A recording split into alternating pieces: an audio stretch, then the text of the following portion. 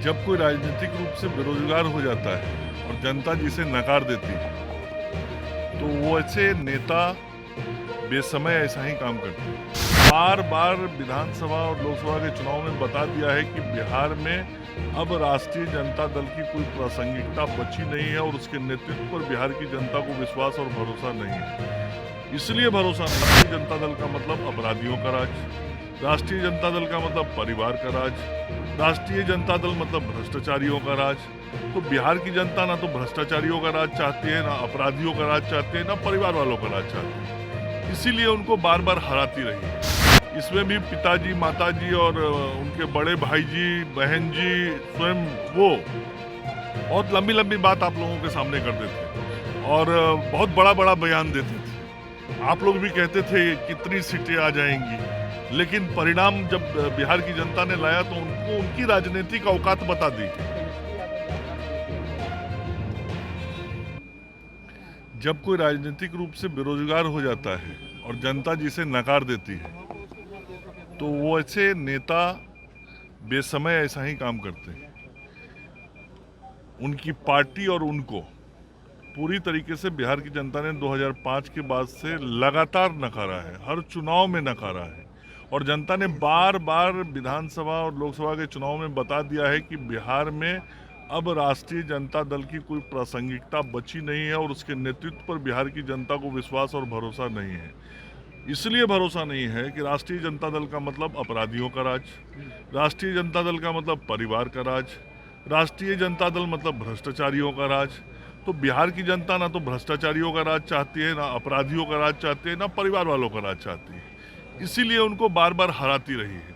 और अभी जो लोकसभा चुनाव हुआ इसमें भी पिताजी, माताजी और उनके बड़े भाई जी, बहन जी, स्वयं वो बहुत लंबी लंबी बात आप लोगों के सामने करते थे और बहुत बड़ा बड़ा बयान देते थे।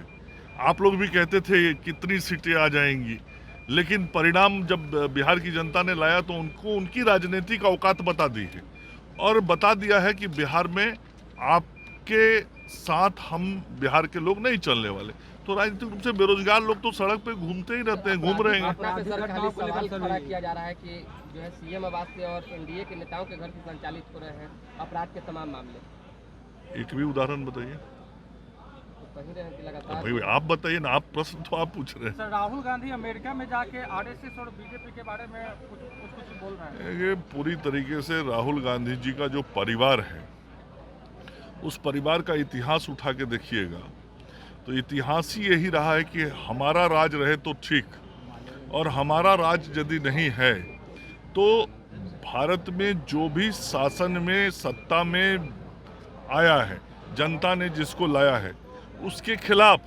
विदेश की भूमि पर जाके बोलना। और राहुल गांधी कोई पहली बार तो कर नहीं रहे। राहुल गांधी ने तो ये आदत बना लिया है और ये आदत इसलिए बना लिया है कि वो मानसिक रूप से विक्षिप्त हो गए। लगातार 3 लोकसभा चुनाव में जब देश की जनता ने उनको नकार दिया, बता दिया कि आप पप्पू हैं, अब उनके पार्टी के ही नेता सैम पिट्रोडा बोलते हैं नहीं राहुल पप्पू नहीं है।